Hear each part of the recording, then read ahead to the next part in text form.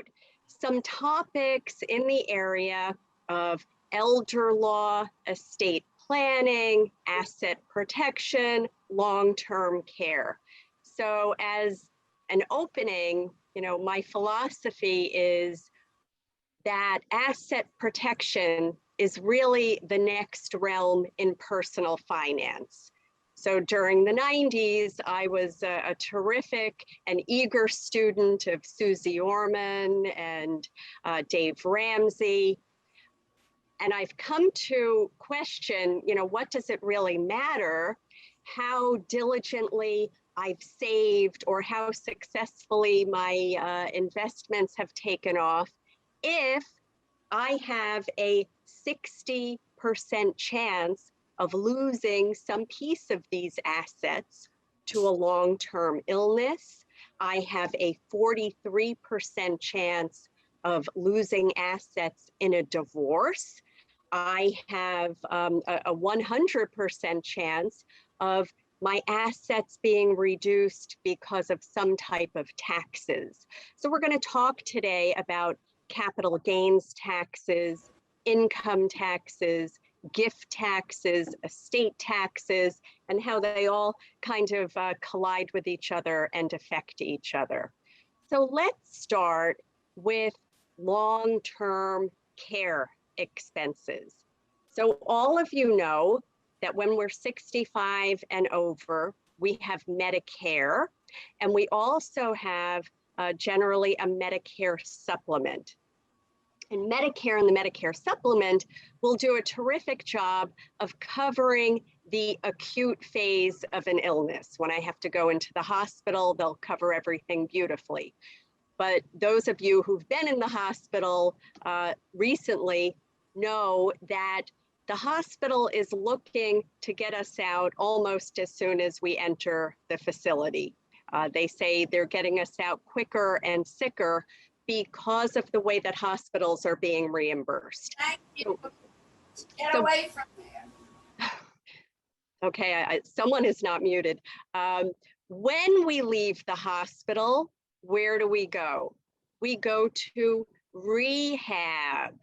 And when we hit the rehab level of care following a hospitalization, we get up to 100 days covered between Medicare and the Medicare supplement.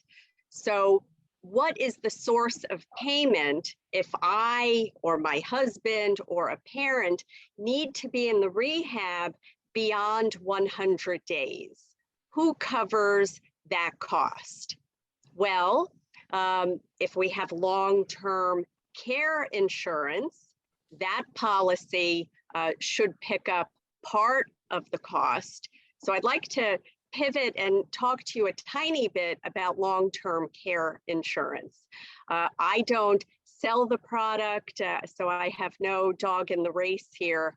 But by way of background, some of you know I was a New York State Assemblywoman for 14 years, and I chaired the trust task force. So we're going to talk a lot about trusts today. And I also served on the insurance committee. So I can tell you with some objectivity that long-term care insurance is going to be critically important for the younger baby boomers amongst us to consider, because today we're going to be talking about New York State's Medicaid program, which is the best in the United States. But I can tell you with some certainty that it will not be there in its current form 10 years from now, 15 years from now. So we're already seeing attempts on the federal and state level to limit coverage of the Medicaid program. So long-term care insurance, does anyone here have it? May I ask by a show of hands who has long-term care insurance? Okay, so you're better than most for having it. For those of us, and I still don't have it, For those of us who don't have the product, what is the reason we don't have it? Well, it's very expensive. AARP did a survey, and 90% of the folks who don't have long-term care insurance cited cost as a big impediment. So the traditional long-term care insurance model is a little bit problematic in New York State for the following reason. I may think, or I may want to lock into a sort of favorable rate with long-term care insurance before I hit my next big birthday. But as many of you know, there's no such thing as a fixed premium or a level premium. So it's not a bargain that the company cannot change. So if I buy a policy today, let's say from John Hancock, and my annual premium is $4,000 a year, and I say to myself, okay, you know, I can roll up my sleeves and do this. I'm going to get a little bit of a tax deduction for the premium. Let me buy this policy. What happens 10 years into my having the policy if the company sends me a notice that they're going to raise the premium? So I want you all to know, and I encourage everyone here today to sit down with your financial advisor and talk about long-term care insurance. At least get a quote, at least get some ideas together. But I do want you to know that in New York State, we have a division of financial services, and they are tasked with considering every rate increase by the insurance companies. And do you know how many rate increase requests they've denied? The answer is 0. So if a company wants to raise their premiums in New York State, they can. So where does that leave someone who's been dutifully paying premiums for, let's say, 20 years, and all of a sudden my premium is $6,800 a year and it's no longer comfortable for me to pay it? If I stop paying the premium, what happens to my coverage? It's gone. It's 100% gone. And what happens to all of the premium dollars that I've paid over the years? They are also gone. So I would, I'm not even allowed to go this far talking about insurance, but I would say that it would be a very good idea to, in addition to looking at what we call traditional long-term care insurance, we also look at what's called a hybrid model, which is basically a whole life insurance policy that has long-term care coverage as a rider to it. So I pay $100,000 or $150,000 for this whole life insurance policy. And now the companies are letting me pay that annually. So it looks like a regular long-term care insurance premium that I'm paying annually, but it's really going into this whole life insurance policy. And if I'm lucky enough not to need any long-term care later in life, if I die in my sleep one day many years from now, my named beneficiaries on that insurance policy are going to get the benefit. Okay, so I just wanted to leave you with those thoughts that when you're looking at a traditional long-term care policy, they can raise your premiums.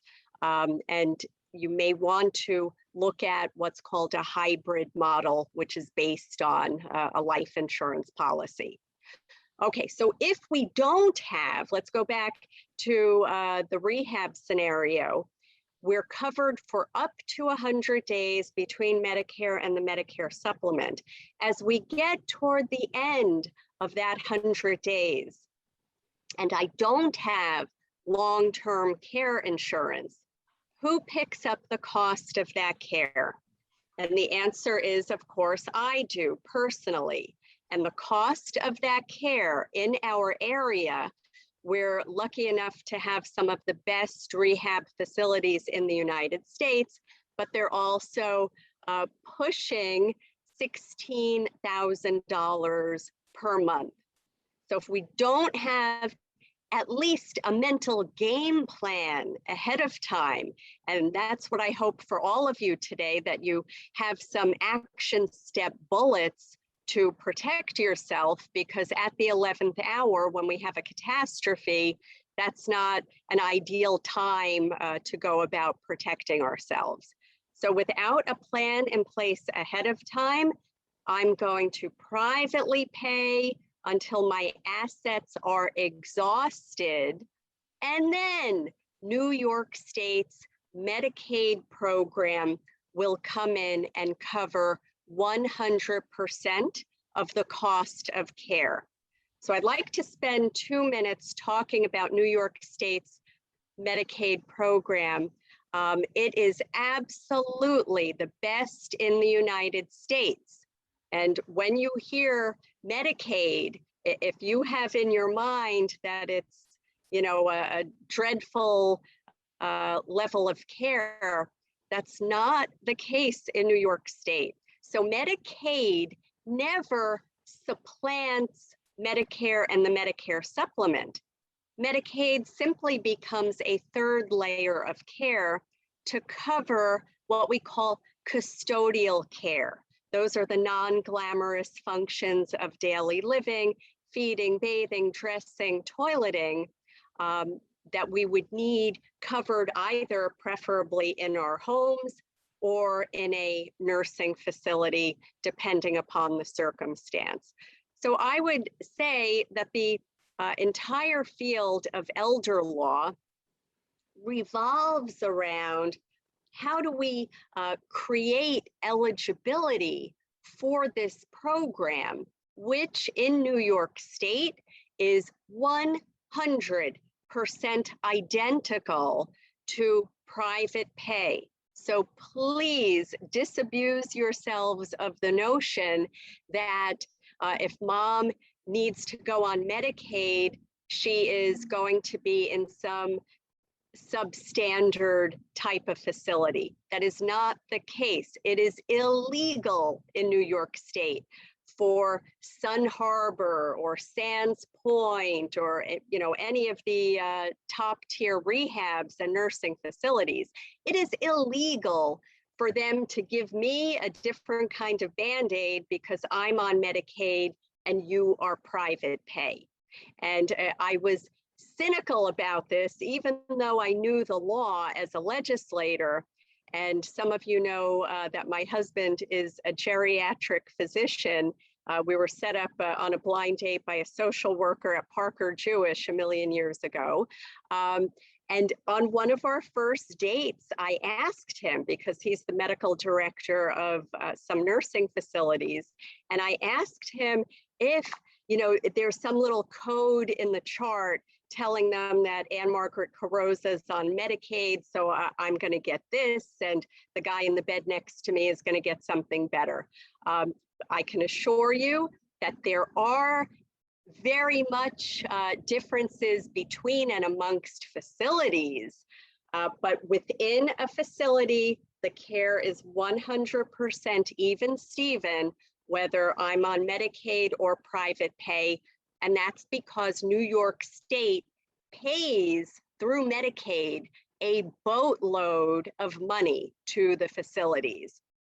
The Medicaid part of the New York State budget has actually surpassed the education part of the budget. So we can definitely be expecting some restrictions on eligibility for this program. So let's talk about how do we create eligibility for this program? How do we protect assets? And may I ask by a show of hands, who is interested in the rules for protecting real estate? So real estate would be a primary residence, and it would also be a condo. Okay, and who is interested in the rules for co-op apartments? Okay. There's one here. Okay.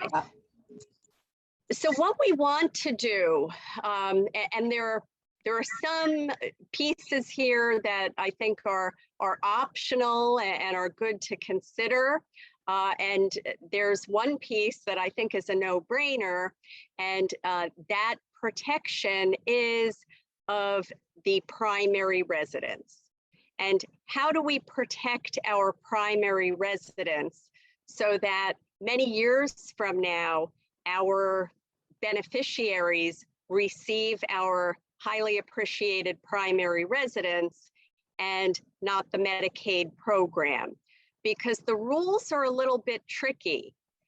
I can get onto New York State's Medicaid program owning a big, beautiful house. But upon my death, who gets my big, beautiful house? The Medicaid program. So again, the rules are tricky. The primary residence is exempt for purposes of Medicaid eligibility. It is not exempt for purposes of Medicaid recovery. Okay, so they come like the claw at my death and they want their pound of flesh back. So to prevent that from happening, we want to create a trust. And the trust will own my home. The trust will own my condo. The trust will own the shares of stock to my co-op. This trust can also own a vacation property, a weekend residence. The trust is a creature of federal law, so it can hold real estate in all 50 states as well as Puerto Rico.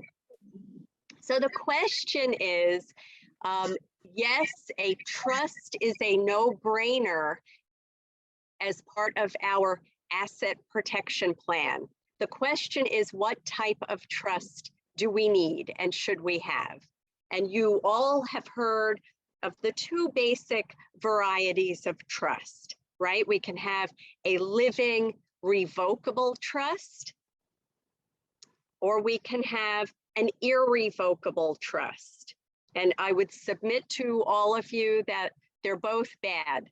So the living revocable trust, there are tons of seminars that my colleagues give about the virtues of these living revocable trusts. My mother goes to them with her friends for refreshments that they serve.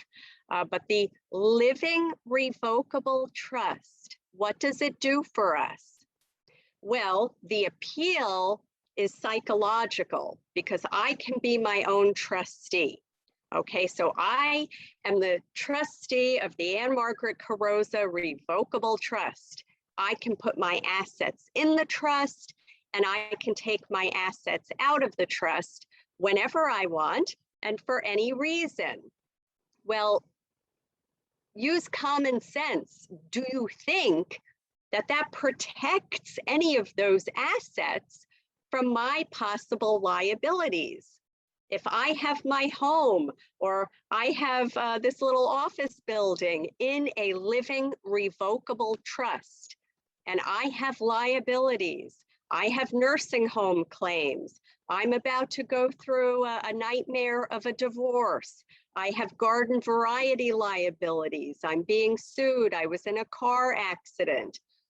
Common sense correctly tells you that to the extent that I can get my hot little hands on the asset whenever I want, so can my creditors, right? So does that make sense to all of you? If I can get at the asset whenever I want, nothing has changed, and we have not protected anything vis-a-vis New York State's Medicaid program. What about an irrevocable trust? There is never a reason to do a purely irrevocable trust.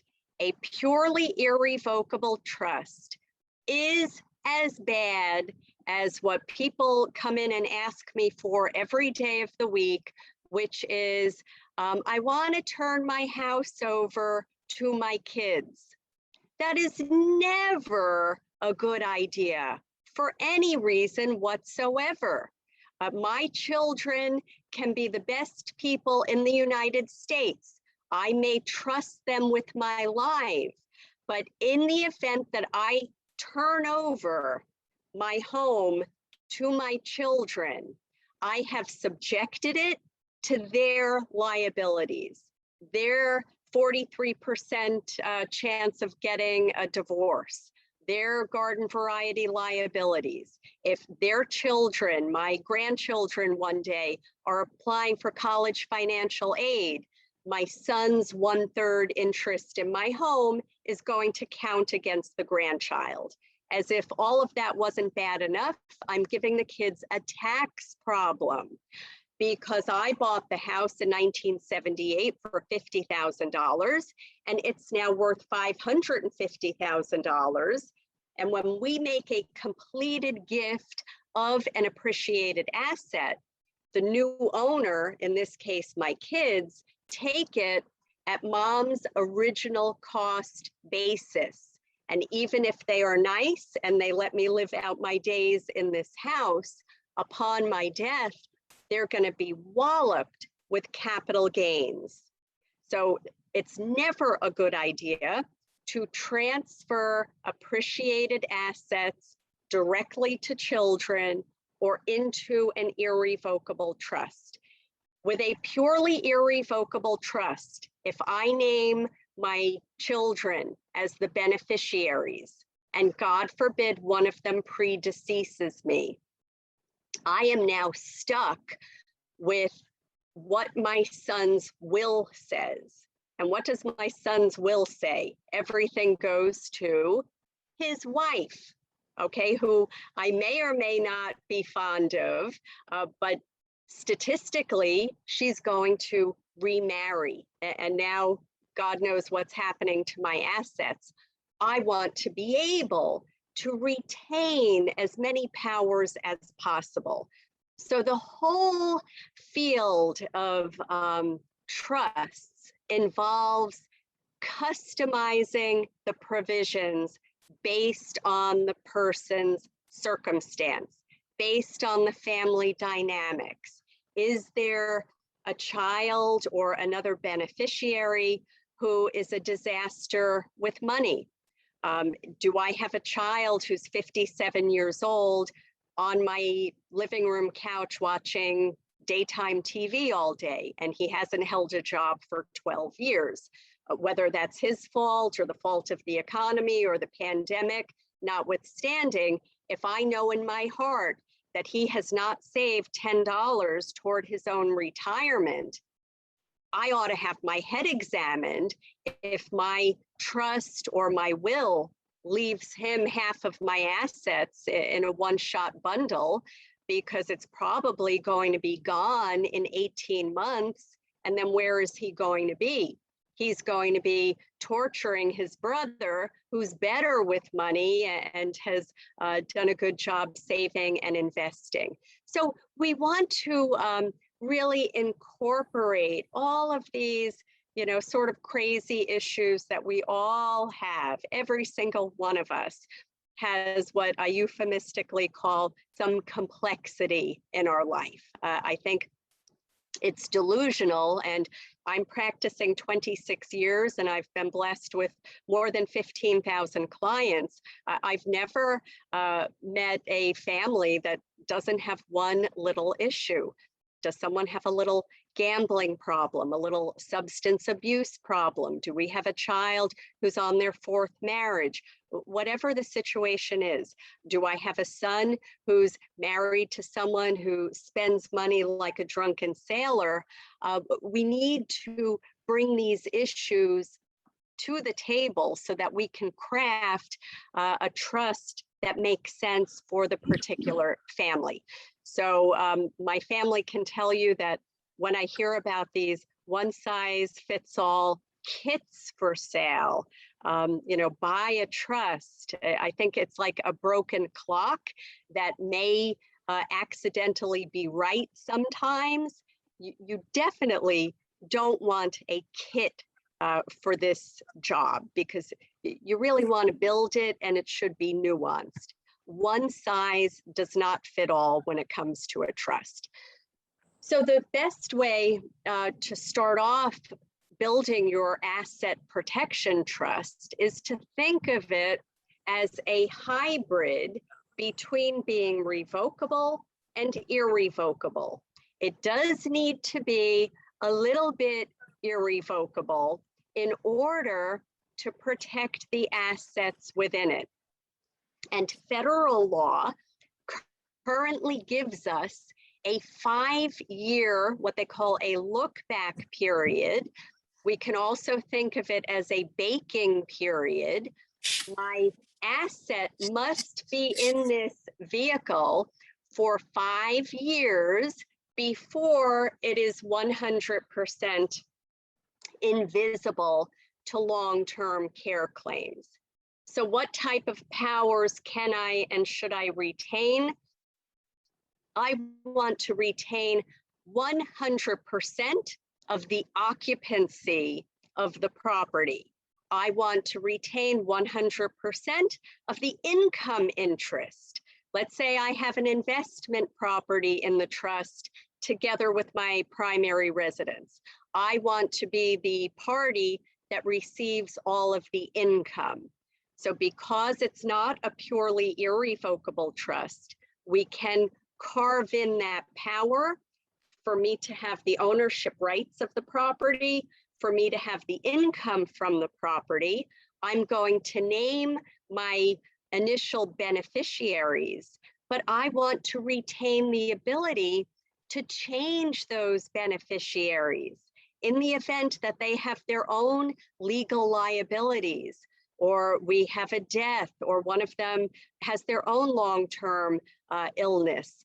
We want to be able to either create a trust for them with what would have been their outright percentage as a beneficiary, or we want to have the ability to eliminate them altogether if we think that they're about to go through some nasty legal liabilities. Okay, so before I open it up to Q&A on the trust, I want to go over one last feature, and it's very important. With this asset protection trust, again, the way to think about it is a hybrid between revocable and irrevocable. And if I'm telling you that you can retain 100% of the use and the occupancy of the property, you can retain the right to change who the beneficiaries are. What power am I giving up? Well, with a properly drafted asset protection trust, I cannot be my own trustee.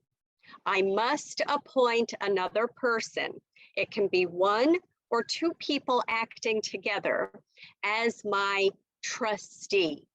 But if it is properly drafted, I'm going to clip their wings, and they're not going to be able to do anything independently without my written permission.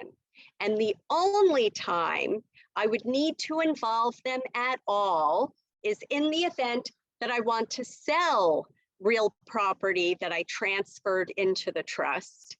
They can't do it without me, but yes, I will need the signature of my trustee, my wingman. So my signature together with Nancy, my trustee's signature, the two of us together can sign the deed to convey legal title to the purchaser of the property. What happens if my trustee refuses, or they're on a cruise to Alaska? I will have retained the power within this document to remove and replace my trustee for any reason or no reason.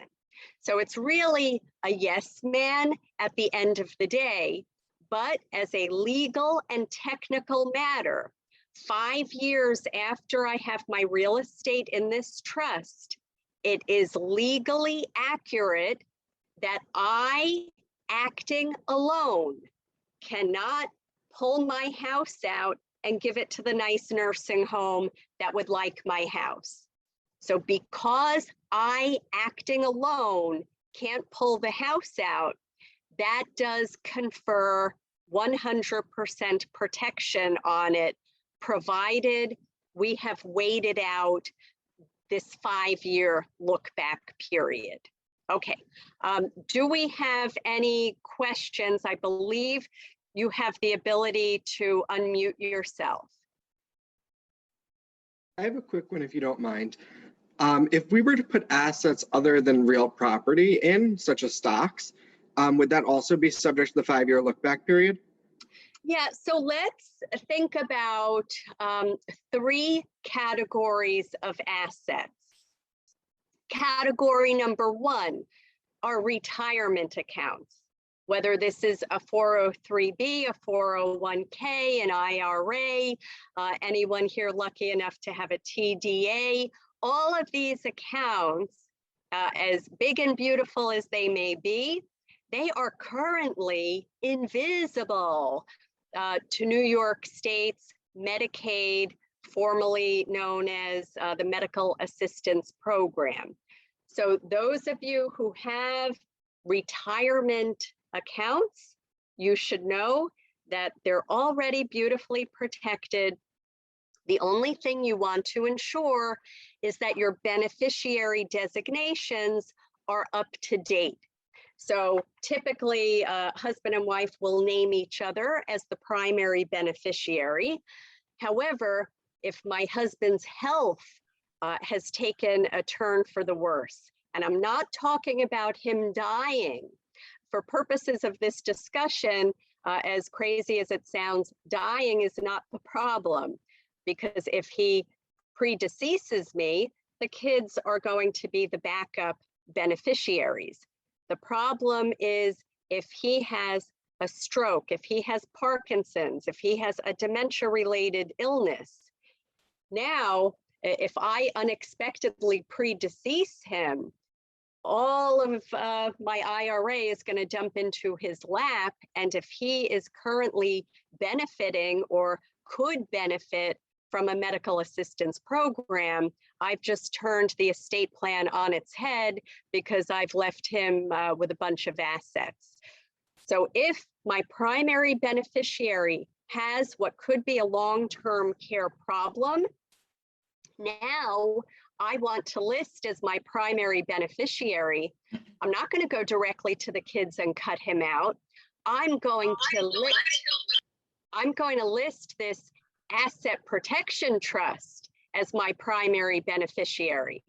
Now, if I die before my husband, whoever I've named as the trustee of this trust can use the death benefit that had been paid to the trust for the lifetime benefit of my husband without supplanting any benefits to which he would otherwise be eligible. Okay, so that's category number 1, the retirement accounts.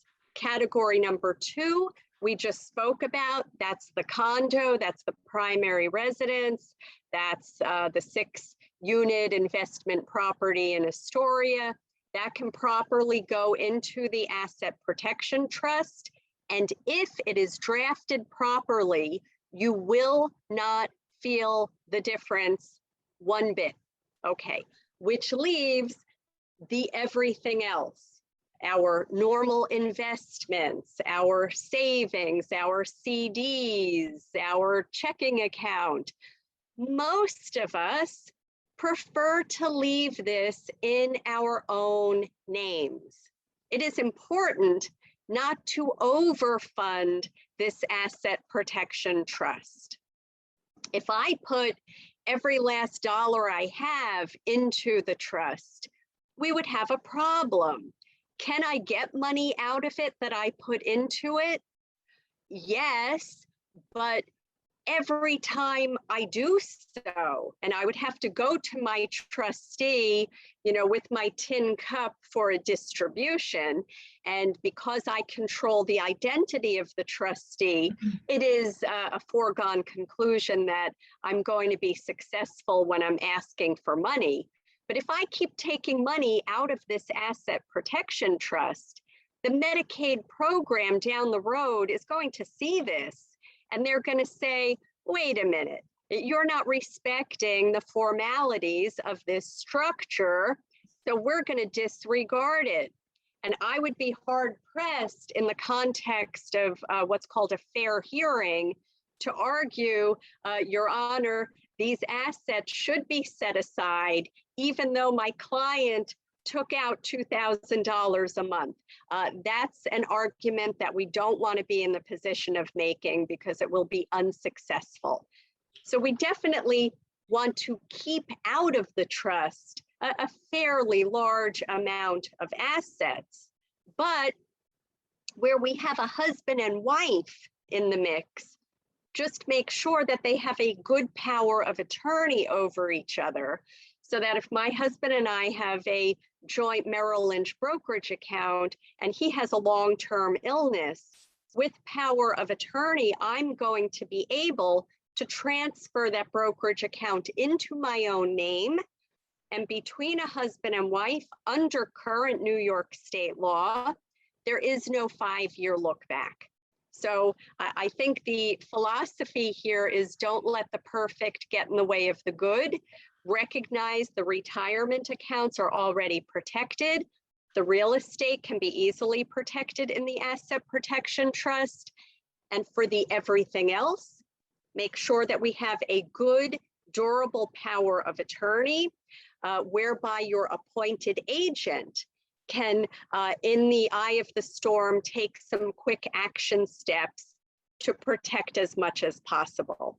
But obviously, this is a case-by-case scenario. Some of my clients do wish to put their brokerage accounts into the trust, and they would retain the ability to get dividends that the securities throw off. Any other questions? There is a question in the chat box from an Ernest. Does the Asset Protection Trust work with transferring 99% of the ownership of the real estate into the trust, with the grantor retaining the remaining 1% in his or her individual name?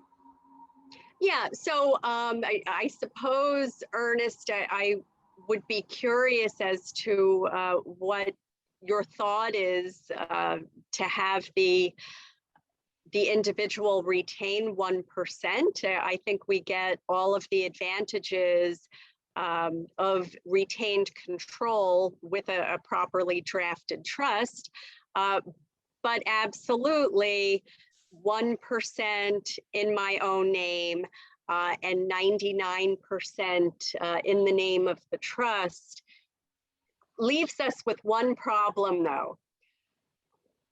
We would have to probate the will for that 1%. So I would, in a vacuum, advise someone against doing that. Sometimes when we have a co-op, we do that. If the proprietary lease or occupancy agreement requires owner occupancy, and the board of the co-op denies my request to transfer the certificate reflecting the shares of the co-op into a trust, because the trust is not a human being, we sometimes negotiate with the co-op's attorney where mama keeps 1% of the stock and 99% of the stock goes into the trust. I would not be inclined to do that with real property. Do we have another one, Andriana?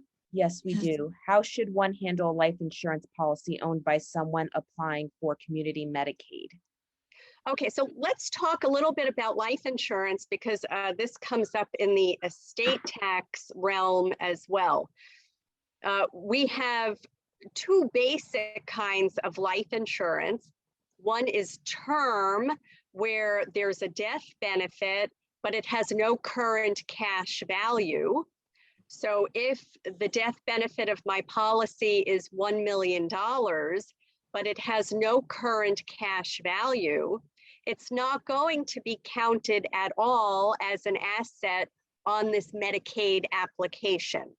However, the death benefit will very much be countable in what's going to be my gross taxable estate. So let's talk a little bit about the estate tax structure, and then we can come back to the asset protection, because they really are all interwoven. I think of this as the game of whack-a-mole at a carnival. You know, you need to deal with the capital gains, the gift tax, the estate tax, and the long-term care piece. When we have what's called permanent life insurance, and that can be either whole life or universal, which does have a cash value, now we need to do something with it in the event that we apply for community Medicaid, because if I'm the owner of the policy and it has a cash value, that will very much be countable on my Medicaid application. I think it's a mistake to cash out the policy to move the money into my trust or to move it to another person. So we can either transfer ownership of the policy into this asset protection trust, ideally, and now it is not owned by me anymore. So with life insurance, I think it is a little bit of a no-brainer to have it owned by a trust. And if we don't have an estate tax issue right now because of the current thresholds, which we're about to talk about, then the life insurance policy can be owned by the asset protection trust. But the death benefit, again, is countable as part of my gross taxable estate, which is a little bit ironic because a lot of us buy life insurance to give our beneficiaries liquidity with which to pay estate taxes. Yet that death benefit in turn increases the amount of estate taxes payable. So what we want to do is ensure that we are not the owner of the policy. When we have an estate tax situation, we want to create a separate life insurance trust, which will be the owner of the life insurance policy. So take the term policy, for example. If my death benefit is $1 million and it currently has zero cash value, I will transfer ownership of the term policy into the life insurance trust. We are required to do a gift tax return if there is current cash value in the policy, but for a term policy with zero cash value, we can put it in there free of having to do a gift tax return. Upon my death, the $1 million is payable directly to the trust beneficiaries without it being caught up or counted in my gross taxable estate. So for the past couple of years, many folks have blithely tuned out of the estate tax conversation because you know what the federal threshold is right now for estate taxes, and it's currently $11,700,000. So people laugh and they say, oh, that doesn't catch my family by a long shot. Well, it very well might in the future. So I would urge all of you to at least become a little bit familiar with the estate tax and how it works, because what goes up will surely be coming down. And even the 11.7, which was ushered in under the Trump administration, was designed from the outset to sunset in 2025. So even without the current administration doing anything, which they do want to do, the 11.7 is scheduled to come down to 5 million as of 2025. Then we have the state estate tax. So just like when we file income taxes, we have to deal with the federal and we have to deal with New York State, the same thing with the estate taxes. So while the federal threshold is currently 11.7 million, New York State is 5.9 million. And New York State is a little tricky because if my estate is 6 million, do you think my beneficiaries only have to pay taxes on that last offending 100,000? No, we're what's called a clawback state. And if I exceed the 5.9 by even a little bit, now estate taxes are payable on the whole ball of wax. When we have a husband and wife together who collectively have more than 5.9 million in estate countable assets, we have to be very careful because that couple will end up paying estate taxes if they don't do good planning. When we add up 5.9 million and 5.9 million for husband and wife, right? We're each people and we each get a credit of 5.9 million. The logical question should be, why do we have to do anything? Can't our kids automatically reap the benefit of 11.8 million totally free of estate taxes? And the answer is no.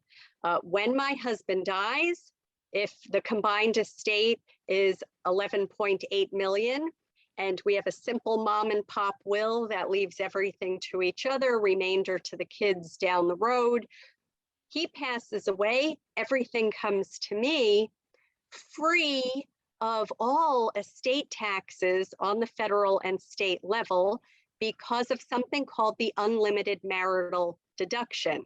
Is that a good thing? No, that's not a good thing. Everything came to me free of estate tax. So because there was no tax liability in my husband's estate, there was no opportunity to use his credit. His credit would die with him in that scenario. And if I live on interest income and don't dip too much into the principal, upon my death, when the 11.8 would otherwise go to the kids, they can only utilize my single $5.9 million credit, thereby exposing 5.9 million to my former colleagues in Albany to spend it. So we really need to do some special planning, and that's going to be called credit shelter trust planning. And we build these sleeping credit shelter trusts, kind of like bulbs planted under the ground in winter, and we may or may not make use of it upon the death of the first spouse. So the will says I leave everything to my spouse with the exception of what the survivor chooses to disclaim into the waiting credit shelter trust. So think of that credit shelter trust as a catcher's mitt, and I, as the surviving spouse, am given 9 months under the Internal Revenue Code to decide what am I keeping and what am I spitting back or disclaiming, but we must have constructed that credit shelter trust ahead of time to be able to make use of it. So it's really just a vehicle to enable the common beneficiaries to derive assets down 2 highways, from the surviving parent as well as from the trust that was funded within 9 months of the first decedent. And they would receive everything free of New York State estate tax, which, by the way, that 5.9 million, I would not hang my hat on that for very much longer because the legislature is talking about reducing that. And some of the figures I'm hearing is that it could very well go back to the old days of it being $1 million, which really catches a lot of people up with estate tax because the death benefits of retirement accounts, life insurance policies that are not owned by a special life insurance trust, all of these things are estate taxable.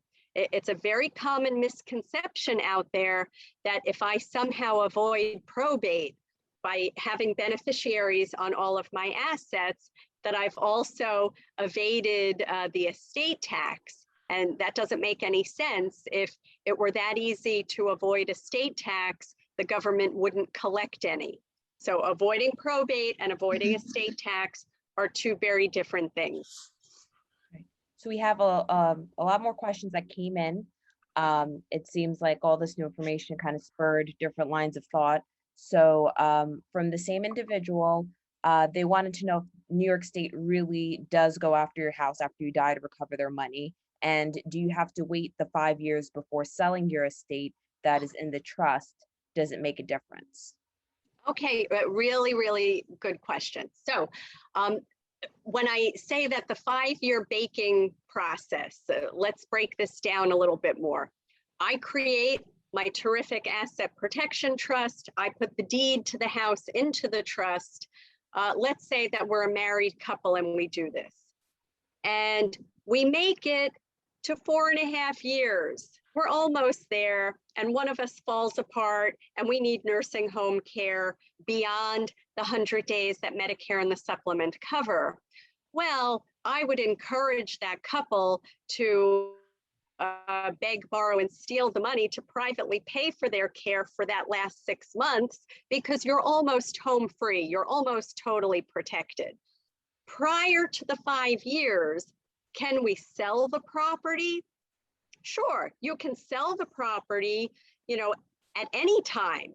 If you think you're going to be selling it next month, I would tell you, let's hold off on transferring the deed into a trust until you have your next purchase, and then it can be the trust which buys your new property. But you can sell the property at any time, and because under the Internal Revenue Code, this trust qualifies as what's called a Grantor Trust. That's section 671 and up in the Internal Revenue Code, meaning we still get the benefit of all of our income tax deductions, and we still get the benefit of our $250,000 capital gains exclusion, which is for husband and wife together. You can have $500,000 in capital gains excluded for a sale during life from the trust. Okay, so the first part of the question was, if we don't do this trust and the house was exempt for purposes of Medicaid eligibility, will the Medicaid program go after it at death? Absolutely. They have become very, very aggressive. So when we die and the funeral director takes our Social Security number to prepare the death certificate, that Social Security number goes viral, and the Social Security Administration knows about it. Every bank knows about it. If we have a safe deposit box, it gets sealed immediately. And New York State's Medicaid program gets information about that person being deceased, and they monitor the surrogates court, and they will interpose a claim on an estate. So even though the will says that the house goes to Mary, Susie, and Johnny, Medicaid will be there first with their claim for services rendered. All right. Next question. Can an existing irrevocable trust be amended to the hybrid protection model? So any of you who want to receive information about any of these topics, I try to do a good job of keeping the website, kind of up to date. I also have a specific article on this topic, and you may be able to Google it. I wrote an article for the New York Law Journal a couple of years ago. It's for attorneys, but I think it's very clear. And I thought the title was so clever at the time. It's called Sort of Irrevocable. So there are 3 ways to get into even a seemingly impenetrable, purely irrevocable trust. One is judicial reformation. Okay, we want to avoid that with a 10-foot pole because that means litigation, and we would have a judge reform the trust because the person setting it up didn't have all of the facts, or there was some kind of problem or mistake. We also have, under New York's Estates, Powers, and Trusts Law, section 7-1.9, we have really an informal reformation whereby the grantor, together with all of the beneficiaries, can sign a document to partially or totally revoke this irrevocable trust. And if it's only a little bit bad, we'll do a partial revocation and insert some good powers into it. If it's totally bad, we'll just empty it out and start over. The third way to modify a totally irrevocable trust is called decanting. So think of wine being decanted into another vessel. Same thing with a trust. I was a co-sponsor of New York's decanting law in 2010, and it allows a trustee to create a new trust with favorable terms and decant the assets from a crummy trust into a good trust. And this route is preferable if we want to avoid Medicaid arguing that the grantor was a party to this new machination or movement. So we want to start that 5-year look back again. If we go the decanting route, we can avoid that. Okay. Next question. Suppose a life insurance policy owner is changed to an individual. Okay. I'd like to find out whether by simply having an independent trustee who has the final say over my Grantor Trust, which incidentally I have just put my rather expensive California deed into in order to avoid probate, whether by just having an independent trustee who can say yay or nay to these things gives me any protection at all. Well, as I'm sure you can appreciate, I can't speak to the specific terms of a trust that I haven't looked at, right? But I'll just use your query to pivot in a few different regards. An independent trustee is sometimes great because they're not caught up in family dynamics. And you know, in my earlier scenario where I have a child living in my living room watching daytime TV all day, and his responsible brother, who's a neurosurgeon, I don't want to put the neurosurgeon necessarily as the trustee for my other child, because he's not going to want to get the calls all the time, you know, that he's out of Fritos and beer and needs another distribution.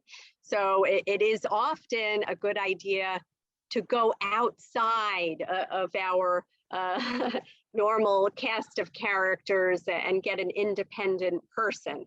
And as we get older, and I think this is particularly important for women, we want to start developing a group of potential advisors and comrades and protectors in years to come. Because statistically, we as women will be alone one day. I have, I think, an 80% chance of surviving my husband. I have a 43% chance of divorcing him. I think I have a 100% chance of my kids being too busy to really substantively help me out later on. So who is it incumbent upon for my care plan to be created? It's incumbent upon me. And this is, you know, what today is all about. It's about taking some of the scary teeth out of, you know, our future thoughts about aging. Do you know that fear of aging is statistically our second biggest fear? And I think it's fear of the unknown, fear of being impoverished, fear of being dependent upon someone else, fear of being a burden to someone else. And I think that this is all empowering stuff that we can do. And it makes us feel, you're going to think I'm a total nut if you don't already. Do I think that we're happier when we do this stuff?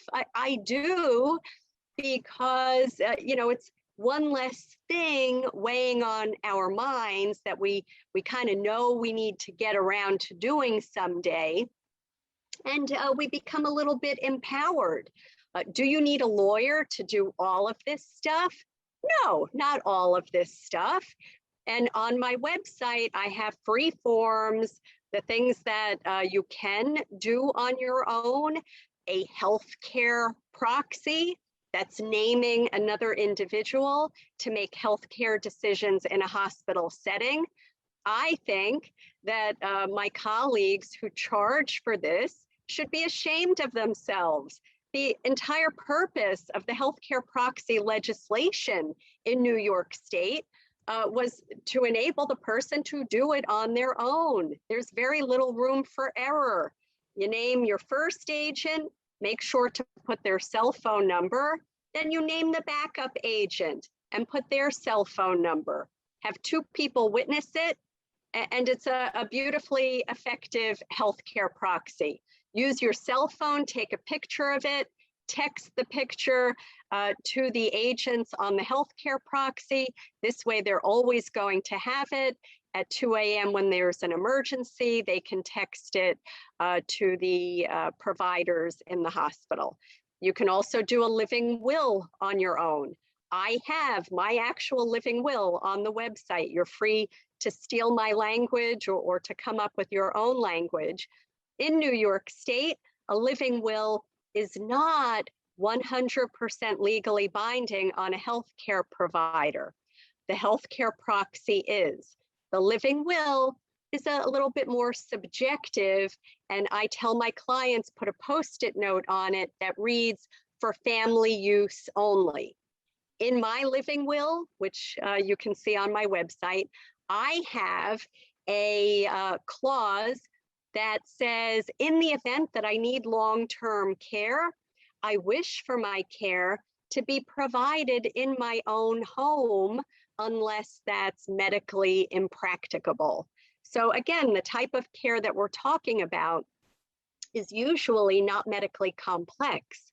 It's custodial care, which can be taken care of in the home. So I just want to hit one more area, and then we can go back to Q&A if you wish. Cool. And that is Medicaid at home.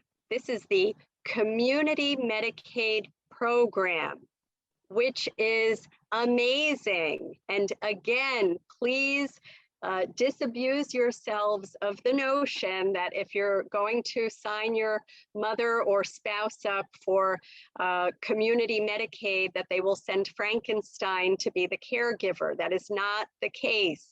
Think about it. The agencies are afraid of lawsuits, so they are only having a contract with the top agencies out there. The Visiting Nurse Service has a contract, Personal Touch has a contract, and you may have seen these commercials.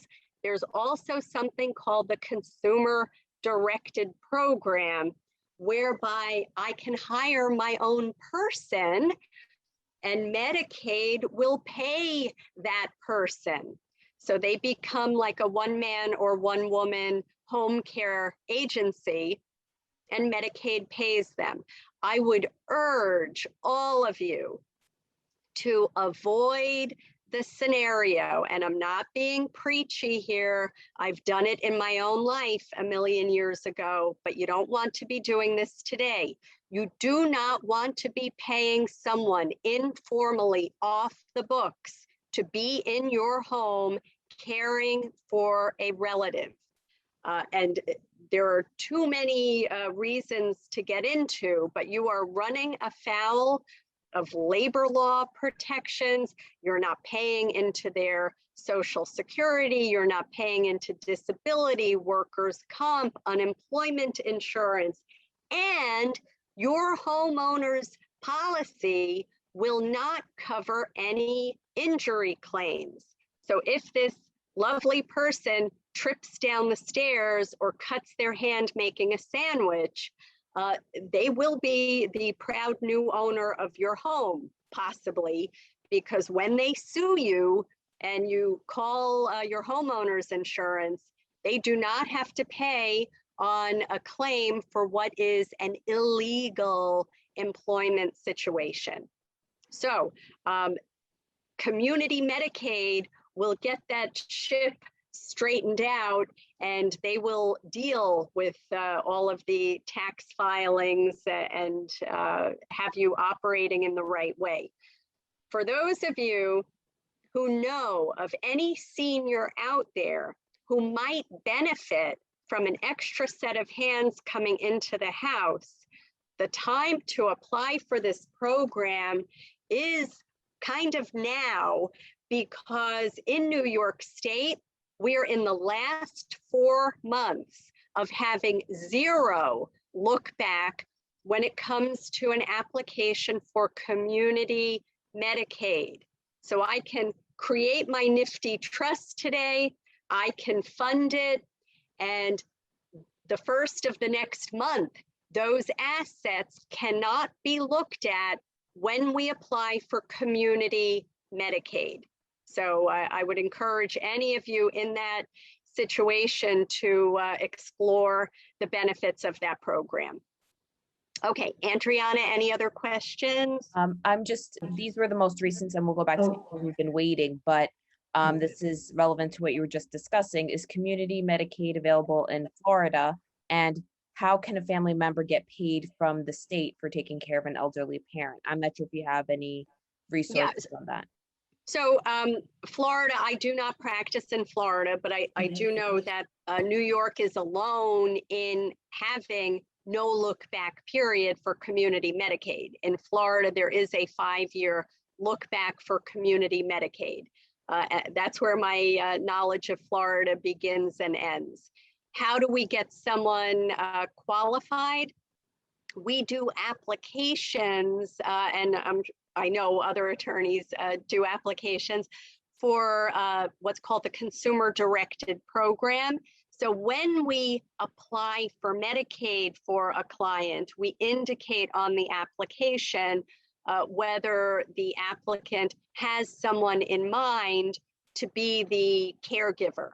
And it does take a little bit longer to get this through, but the Medicaid program loves it because they're often hard pressed to fill all of the requests.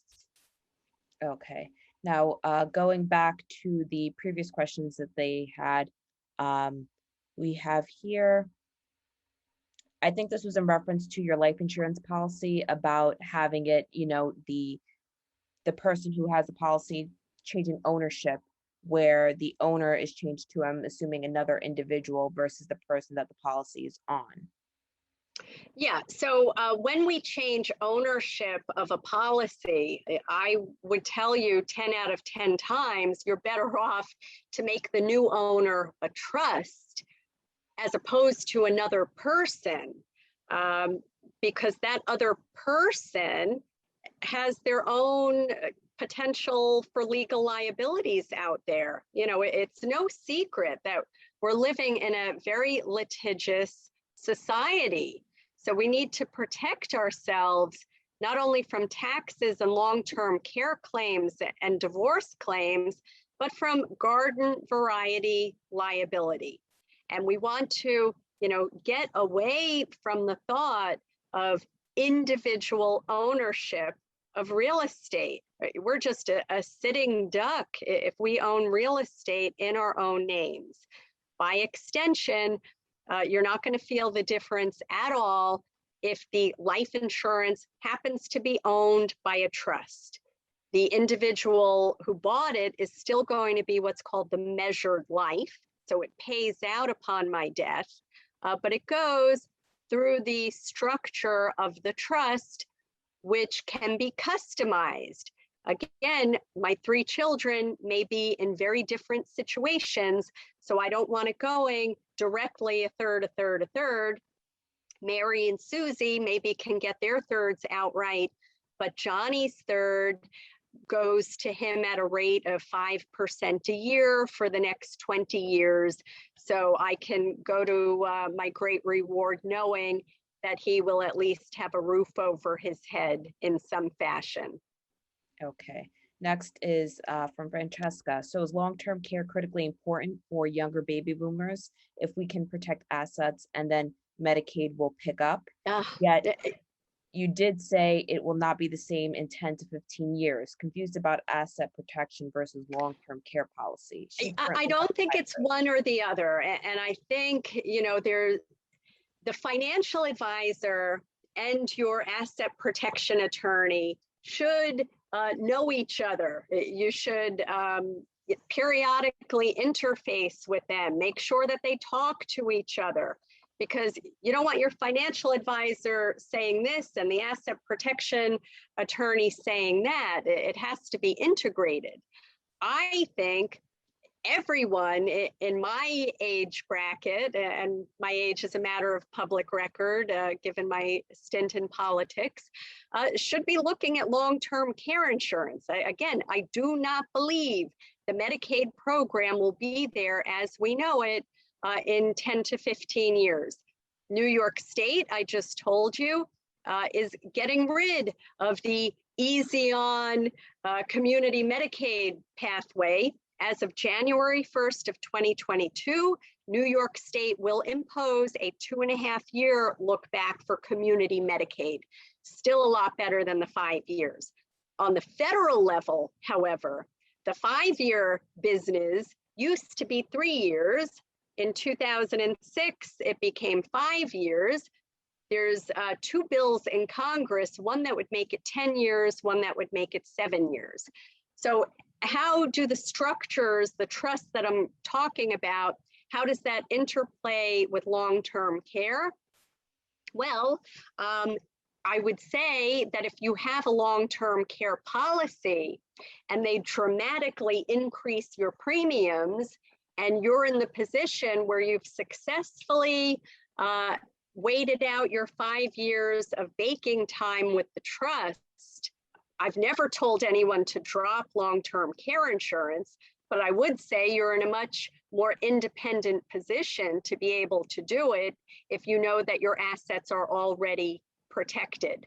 But I think the 2 conversations are important to have, and at the very least, inform yourselves about what long-term care insurance looks like with your financial advisor. Because we have not been beating their doors down to buy these products, the insurance companies are increasingly coming up with more attractive options.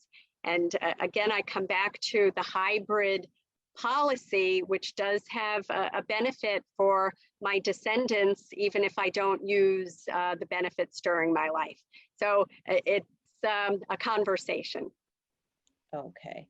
Just a quick question. I know we have this Zoom webinar being recorded. Many are asking where they can find this recording afterwards. I'm not sure if you have a YouTube channel or you'll be putting this on your website for a limited time, or. So, Andriana, I begged you to help me with this because my tech capabilities begin and end with getting into this Zoom. So I would say, yeah. If it's gonna, if you prefer, we can have it where whoever's interested in the recording, just drop your emails and you can message me directly. So if you just do a direct message, you can always email, put in your email address and we can email you a link where you can watch it afterwards. And obviously, Ann, you'll have a copy. That way, if any of your clients that weren't able to make the call, you can always share it with them as well. And also some people were asking about your services. So I'm assuming they can always email you or call your office to discuss costs and maintenance costs for any services in the future? Absolutely. So there are two other quick things that I want to mention. And that is, what are we talking about in terms of legal fees for all of this stuff, whether you work with me, whether you work with another attorney. And obviously, I'm not being an evasive attorney. It depends on your situation. I pride myself in, telling you what you can and should do on your own and give you things to think about. I would encourage everyone in this arena to speak with a few different attorneys, right? We're talking about highly personal stuff. And if you don't really like the person that you're working with, it's going to stifle the trust and the open exchange of ideas, which is essential to come up with a plan that makes sense for you. Specifically, I would encourage everyone to work with someone on a flat fee basis. Okay, what is this trust going to cost? It's going to cost X. Are there ongoing maintenance fees? There should not be, right? Human nature being what it is, I have attorneys in my own life that I could be on fire before I call them because I don't want the meter to start going. So in my practice, there are no additional follow-up fees for informational sessions. I encourage folks, come in, Zoom in the adult children. Everyone should talk this stuff through because the adult children need to be involved. Do you know, in 18 states, adult children are financially responsible for their parents' nursing home bills? Did anyone know that? That's called filial, F as in Frank, filial responsibility laws. There was a case 2 years ago in Pennsylvania where a young man was estranged from his father. The father abandoned the family, and this young man was sued by this CADS nursing home, and he was required to pay the bills. New York State does not have these pernicious laws, but I have seen folks inadvertently undertake contractually a third-party obligation to pay. So if I'm bringing mama to the rehab and they hand me a bunch of papers to sign, you need to take a step back and tell them very diplomatically that you need to go home and have a cup of tea because your head's going to explode. And we do this as a public service. We'll look at these forms for you to make sure that you're not unwittingly undertaking this third-party guarantee. So there should not be follow-up costs, or that family would not come back if a question comes up. And what was the use of all of the beautiful documents that we did if they're not implemented properly going forward? The other point that I want to make, the single biggest mistake out there is to name youngsters, whether they're your children or grandchildren. Do not name youngsters directly as beneficiaries or contingent beneficiaries on life insurance or on retirement accounts or investments. Yes, I know you love these precious little cherubs beyond life itself, but youngsters cannot inherit money. And this goes back to the Little Rascals. Jackie Coogan, who played Spanky, was at one time the most famous person in the United States. And when he became 18 and wanted all of his money, he learned that his parents blew it all. So from that time, which was in the 1930s, every state in the United States enacted so-called Jackie Coogan laws.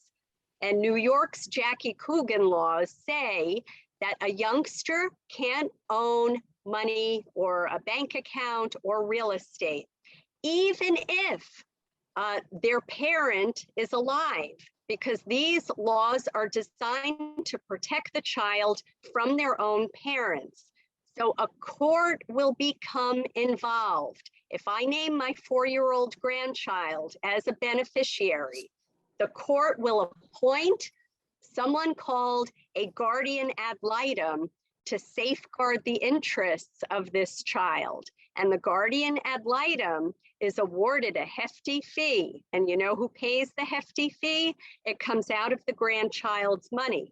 So avoid this situation by setting up a little freestanding trust for the benefit of individual children or grandchildren who are under the age of 18. And all you have to do is put a ceremonial or fictitious $10 into this trust. You can be the trustee of it, and it's not going to impact your future Medicaid eligibility because it only has $10 in it. But this trust created now will have its own tax ID number, so it will be a recognizable beneficiary on your financial instruments. At the time I die, the policy death benefit will be paid directly into this waiting little bubble, and I can craft whatever provisions I wish, that they get a third at 25, half of what's left at 30, the full distribution at 35, and whoever I've named as the trustee has the discretion to utilize assets prior to those ages for education. Why do I want them to only have discretion and not the mandate to do so?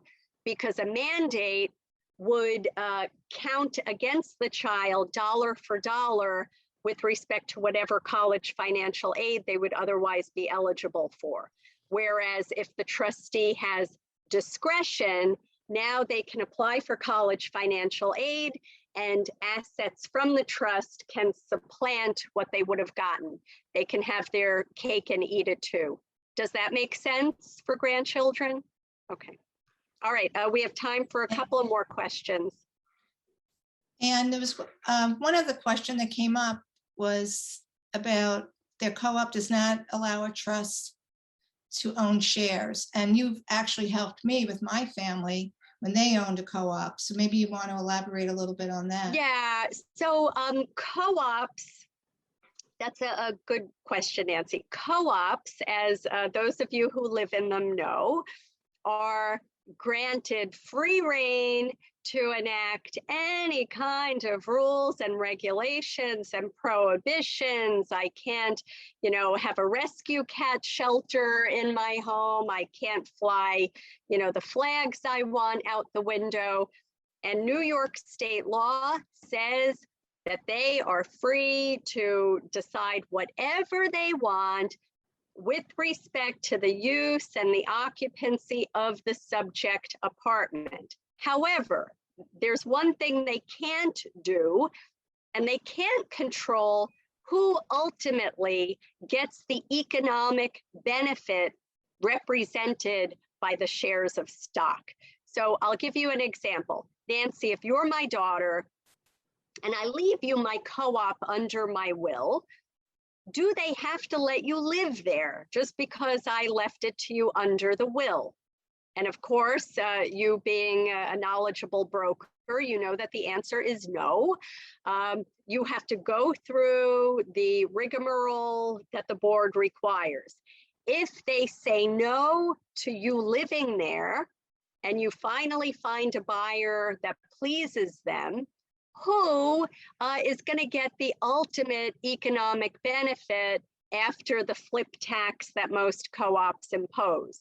It's going to be you, because you're the person I named in the will. If you can't live there, if you don't want to live there, you're still going to get the economic benefit.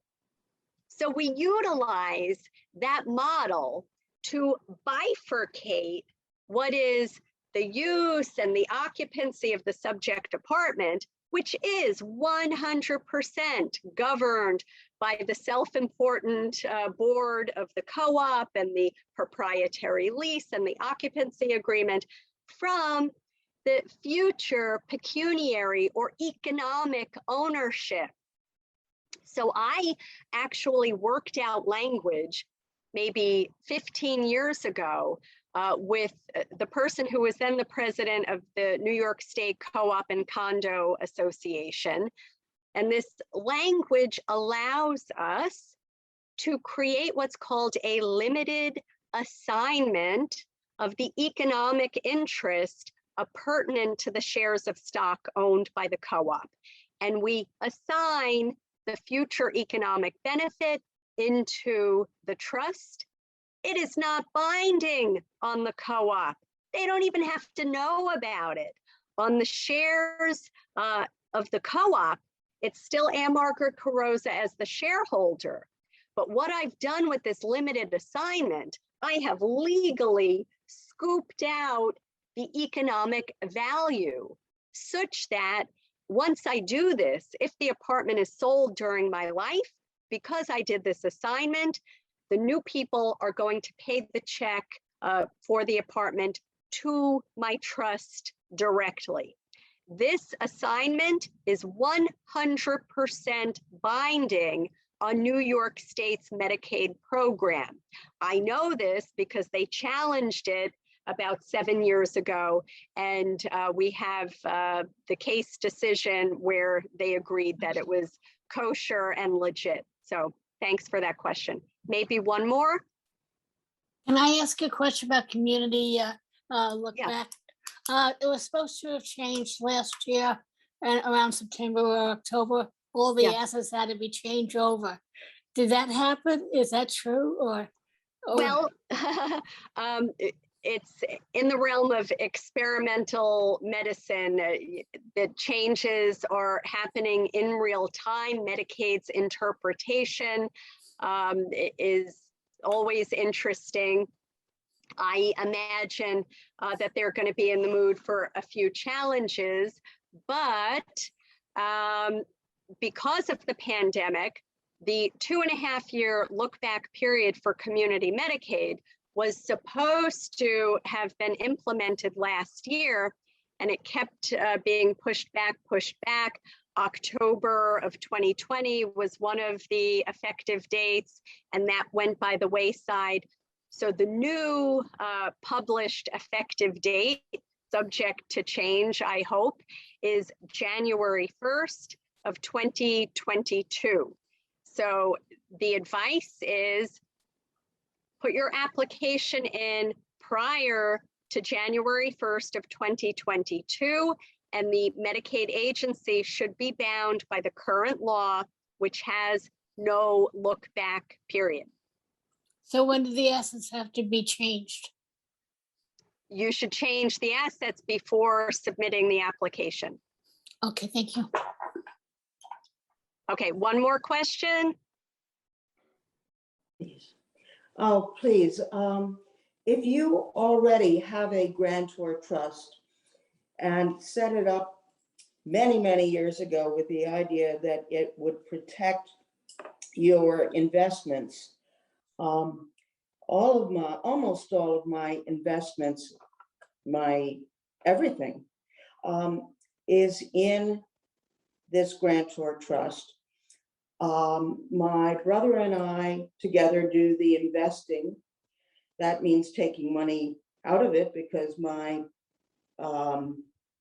investment, my brokerage accounts are in it. And I know that. So we conked out. I But- know that yeah. not all independent trustees want the liability of making those decisions, but I do have an independent trustee to be able to say no. Yeah, ma'am, I'm going to stop you there because it's a super specific question that I'm absolutely unable to answer without reading the trust. I don't like what I heard about taking things out of the trust. If you're able to do that, I think with every invasion like that, we weaken the integrity of the structure. So Yeah, if you want to email me separately, I'll give all of you my email at ANNCARROZZA@AOL.com. Okay, so with the AOL, you see what my level of, oh, thank you, Dave, for posting that. And yeah, I think this was, we hit an awful lot of topics today. I do hope I've given you all some things to think about. You know, they say knowledge is power, but I think knowledge is potential power. Really, no reason not to download that silly healthcare proxy form. You will feel better when you fill it out and you've taken some steps toward being responsible citizens, right? It's like the feeling when we leave the dentist. We didn't want to go there, but we're proud of ourselves on the way out. And it's really just the responsible thing to do. You know, I want to leave you with this mantra: one size fits no one. Okay, so if you're going to do this, really do it, and be prepared to have a free-ranging conversation, getting into, you know, the negative parts that we all have in our lives, to protect the people that we love who may have issues that they're dealing with. There are many, many, many different types of lovely, creative legal structures that we can implement, and I think you'll be happier when you explore that. So everyone feel free to reach out to me if you have any little question that we didn't get to. And I want to thank our Zoom hosts, the Legaz team, Nancy Legaz, broker, and Dave Legaz, who is the New York State president of the New York State Realtor Association. You cannot find a higher level of competence, of integrity. I've known them for decades, and they're really my go-to resource for all things real estate. So I'm happy that you hosted this to open up a dialogue for those of you who I see on the call who are already my clients. They're my people. So thank you to both of you and to Andriana. I have to pull out, but Nancy, if you want to talk a little bit about real estate and specifically the Legaz team, I think folks would love to learn a little bit more. Sure, thanks, Okay. Ann. Just a little bit about David and myself. We've been in business for 27 years, and we're partners in 2 Keller Williams offices, one in Bayside and one in Jackson Heights, where we run a team, and we service Manhattan, Queens, Long Island, and we're really professionally trained, you know, and compassionate about assisting seniors, baby boomers, and their families in their move. So we're here for you. We sell all types of properties, but our specialty is really with seniors, baby boomers, just helping them transition. We've experienced it ourselves personally. And Ann has helped us personally, has helped many clients. So we're here for you, we're local, and any questions real estate related, please send us an email, give us a call. Thank you.